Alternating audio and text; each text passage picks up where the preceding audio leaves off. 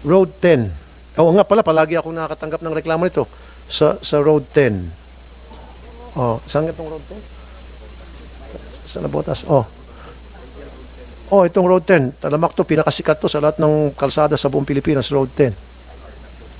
Carnap, hold up, snatching. Oh, bakit? Baka asset ng mga pulis ang mga nang hold up dito.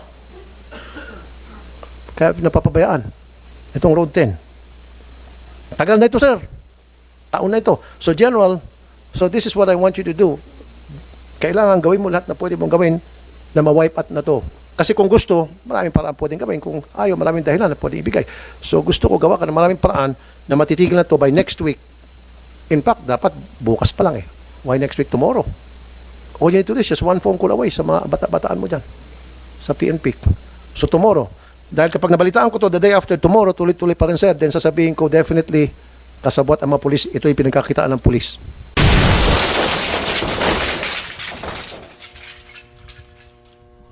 Kung pwede, pagdating sa gabi, may nagbabantay. Kahit tanod man lang, coordinate kayo sa DLG. May bantay man ng 2-3 tanod. Kasi kung minsan, hindi na ginagamit eh. Natatakot dahil merong nang hold up doon, may nang snatch. Tapos madilim. So, dapat may mga ilaw yon. Tapos, ayokong tulugan nyo ng mga kung sino-sino mga lasing dyan, amoy ihi. Hindi nga, meron mga footbridge dyan, amoy ihi na mabaho. Meron mga footbridge na yan, tinake over na ng mga vendor. Of course, may pwesto yung mga vendor. I have nothing against vendors. Of course, naghahanap buhay sila. Pero meron silang lugar. Huwag na yung footbridge na iti-take over ng mga vendor. So, hindi nadadaan ng mga tao. DOTR, I'll assign you that task. Okay. Go ahead, continue po, Ma'am Mata. So, we have to ensure po that once it is accessible to persons with disabilities, it will be accessible to everyone in the community. Siyempre po, tayong may mga pamilya, may mga anak, paano nga po naman tatawid? Meron din po tayo ngayon yung, siyempre, yung connectivity po na tinatawag para po makapunta kami sa point A to point B to point C. Katulad po, hindi lang po ako, may mga dala rin po mga bisikleta, may mga dala rin po yung mga namamalengke sa mga Divisoria, Baclaran. Siyempre, yan din po ang dinadaanan. So, how can we ensure na safe at hayahay po ba yung paglalakad nila papunta sa isang sakayan? At meron pa po kanina, habang ako po yung nag-aantay ng masasakyan, sinabihan po ako ng aming tanod, ingat po dito dahil marami na pong mga batang hamog na nang-i-snatch, no? Common po siya habang ikay tatawid o nag-aabang ng sasakyan, marami pong batang hamog ngayon na nang-snatch po ng bags, ng wallets, ng mga cellphones po, sir. So, minsan nga po may mga dala pa yung mga patalim na pwede ikamatay din ng ating pedestrian o ng commuter po natin. So, safety really is very important also. Ang taga-PNP rito, sa PNP, your name is Colonel General? Police Brigadier General Reynaldo Pawid. Maganda po yung point yan. Na-observe ko rin po yung maraming mga batang hamog, tapos nang haras, tapos nang isnad ng cellphone, pag nakabukas ang kotse mo, nakalabas yung kamay mo, hihilain yung relo mo, cellphone. Ito, namomonitor niyo po, ano, General? Yes, sir. And with that, sir, we will be sending again reiteration to our local policemen to intensify our crime prevention measures with regard to this, Your Honor. Ano po kayo, General, sa krame? Sa Directorate for Operation po, Deputy. Very good. You're the person I need to talk to. Let's talk about holdapan sa mga taxi. Ilan na pong buhay ng mga taxi driver na boys pang-hold up? Holdapan sa mga jeep, holdapan sa mga bus. Ano po yung plano nyo rito para ma-address to, sir? General. Meron naman tayong crime prevention efforts dito. Unang-una is on our local police. They have their list of criminal gangs involved into these hold-ups or other. Preemption po ang ibig sabihin. Huwag yung listahan ng mga hold-uppers. Gusto ko po, paano po natin ma-prevent? Yes, sir.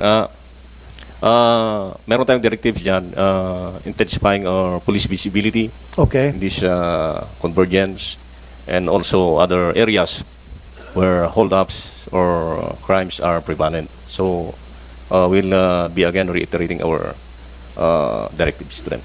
Siguro po, sir, maglagay kayo ng mga mobile patrol cars strategically located kung saan yung hold-up prone, kung tawagin, at nag-ilaw-ilaw. At siguro ipaalam niyan sa mga taxi drivers, sa mga jeep, sa mga bus, na kapag sila ay nakaranas na hold-up, doon nila dadalhin. Kasi I saw one video footage na yung isang taxi driver, meron siyang presence of mind. Alam niya na doon sa isang kanto may police, merong checkpoint na police or may station ng police. Doon niya dinala habang siya in-hold up and then tumakas siya. Something like that. So, Yes, sir. Sir. We'll do that, sir. yeah. So sa inyo pong data, ano pong kadalasan na hold up? Taxi, jeepney, bus? Hindi lang actually mga sasakyan to include mga tao din. Mga ang tao. Hindi, operation. talking about sa passenger po. Sa mga jeep, taxi. I do not have actually the record here. We can provide you. So happy ako dun sa sinasabi niyong sir, police visibility. And kung kinakailangan para sa mga bus, many years ago I've heard about that, yung marshals na sumasakay, naka-civilian sa mga bus. Can we implement that? Yes, sir. We can Also, reactivate this one, sir. Nandito Diba? pa naman yung mga SPG natin, sir. wala, alam ko na, marami sa ating mga HPG. Wala namang ginagawa. Ang dami. Ilan bang tao niya sa HPG? Ilan lang? Gusto ko lang personal na HPG uniform. Ilan? Sir, per the SPG personnel, more or less 1,600 nationwide. Ang dami. So siguro 1,600 yan, gamitin natin sa kalye. Gamitin natin yan, sumakay sa mga bus. Marshals, civilian, naka-civilian. Ang dami niyan pala, oh. Sa iba't ibang lugar, siyempre. Special doon sa lugar na palagi natin babalitaan, may holdapan, sumakay sila sa bus. Sumakay sila sa mga jeep. Di ba? Mabawas-bawasan, tapos may nasampulan na holdupper, di, medyo mabawasan yan. And then police visibility also. Magpatrol-patrol siguro dyan sa EDSA, yung HPG. Ilan po yung ano nyo? Ilan po yung mobile car ng HPG? Ilan po? Hindi, wala kaming record dito, sir, and but we will be submitting this record, sir. Road 10. Oo nga pala, palagi ako nakakatanggap ng reklamo nito sa Road 10. Oh, saan itong Road 10? Sa Nabotas. Oh, itong Road 10. Talamak to, pinakasikat to sa lahat ng kalsada sa buong Pilipinas, Road 10. Carnap, hold up, snatching. Oh, bakit? Baka asset ng mga pulis ang mga nang hold up dito. Kaya napapabayaan. Pantusawa, sir. We will direct the local police concern. I think support area Manila po ito yung binabanggit yung na area yan, sir. Yes, sir. So, sir, deal tayo, sir. Medyo biro to na medyo konting pitik. Nag-usap na tayo rito, ano? Kapag hindi niyo po naayos to, pagdating ng, ano ba ngayon, sir? Monday? Pagdating ng Monday next week, ang balita ko ay tuloy-tuloy pa rin, marami pa rin nang-hold up, marami pa rin po mga naharas, kasabwat ka, ibig sabihin. Siyempre, usapang matino to. Yes, sir. We will Para gawin direct mo ng paraan. Kasi nga, police maraming concern. nagkukomento sa, namin, sa hotline, sa Facebook namin, itong Road 10. Tagal na ito, sir. Taon na ito. So, General, so this is what I want you to do. Kailangan gawin mo lahat na pwede mong gawin na ma-wipe out na to. Kasi kung gusto, maraming paraan pwedeng gawin. Kung ayaw, maraming dahilan na pwede ibigay. So, gusto ko gawa ka ng maraming paraan na matitigil na to by next week. In fact, dapat bukas pa lang eh. Why next week? Tomorrow. All you need to do is just one phone call away sa mga bata-bataan mo dyan.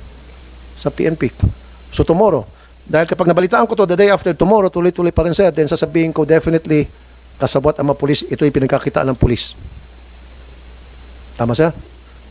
So, by the day after tomorrow, wala na po to, sir. Problem sa, pakimonitor nyo nga yung mga Facebook natin kasi minumonitor nila eh. So, by the day after tomorrow, wala na po, sir, ha? Thank you, sir. Thank you. Si ano naman, yung sa dulo? Sir Benedict Camara po.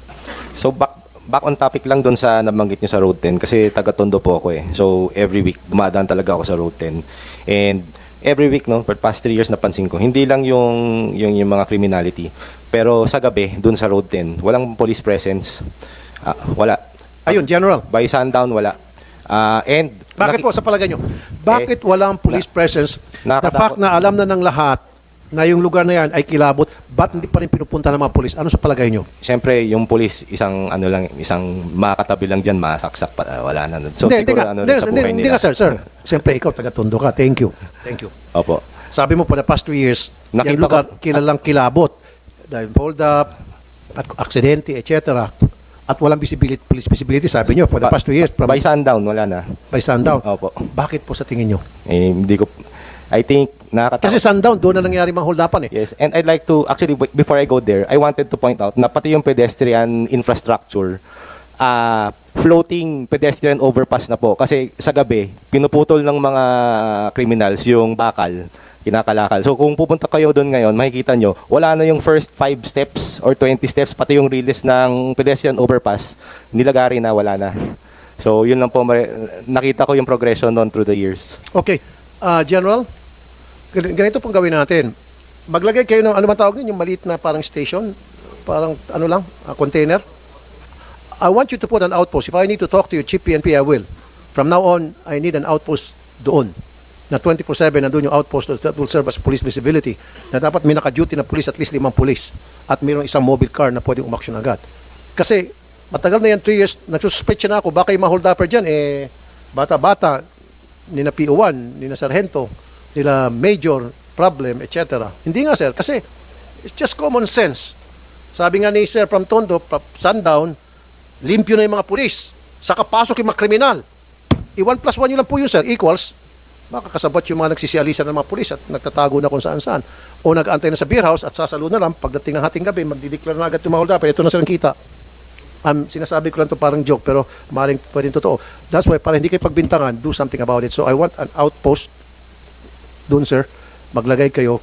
Kung kailan nyo ng pondo, then kakausapin ko si PNP, I don't know, papupondohan natin. Maglagay ng outpost doon. Para once and for all, matigil na po. Police outpost wag tanod. Police outpost and then may mobile car. Can we do that? Kailan po natin maasahan na magkakaroon po ng outpost doon, sir? Give or take, para abangan ko. Kasi ako, sir, ganito this is how I am, this is how I work, I operate. Pag nangako ka sa akin, babalikan kita. Hindi ako katulad ng kung iba na bigyan ka ng assignment and then pababayaan ka na lang, babalikan ka after ilang taon. Ako, pag sinabi ko sa in 5 days, babalikan kita in 5 days, believe me, baka less than 5 days, babalikan kita. At kapag hindi mo ginawa, sisingilin kita on air. So, General, pag nagbigay ka sa akin ng nandito yung mga alipoles ko sa likod, jot down yung mga pangako nila para singilin natin. Yes, sir. We'll Kayo, check hindi kayo dekorasyon dyan sa likod, ha? Baka, hindi nga, ayoko maging dekorasyon lang kayo dyan. Dapat nagja-jot down din kayo sa likod. Ang dami-dami nyo dyan. Sige, go ahead po, General. Meron po naman Kailan? tayong malapit na PCP doon, but we'll check on the specific area. Wala, useless yung PCP. Tuloy-tuloy pa rin eh. Baka yung PCP pang Maglagay talaga doon sa mismong area na kung saan talamak yung Yes, pag sir. sundown, sabi ni Sir from Tondo, yung holdapan. Palawakin nyo and then magkaroon ng foot patrol. Yes, sir. Ganoon naman ang directive ng higher headquarters, sir. Siguro sa implementation na lang sa baba nito. And we will reiterate this directive again, sir. Lagay ka ng PCP doon, outpost, and then maglagay ka ng mga mobile car, police visibility, mag-ikot-ikot sa route yan. Tingnan natin kung di matigil yan. Yes, sir. Kaya lang, marami mawala ng kita. Yung mga palapunta sa mga beer house, mababawasan punta sa beer house kasi wala nag-intriga. Anyway, joke lang, sir. So do your job, sir, para hindi kayo Yes, sir. mapagbintangan. Dahil kapag hindi nyo ginawa yan, sir, mapagbintangan kayo. And kawawa naman kayo kung talaga wala kayong ginagawa masama. We'll do that, sir. Diba, sir?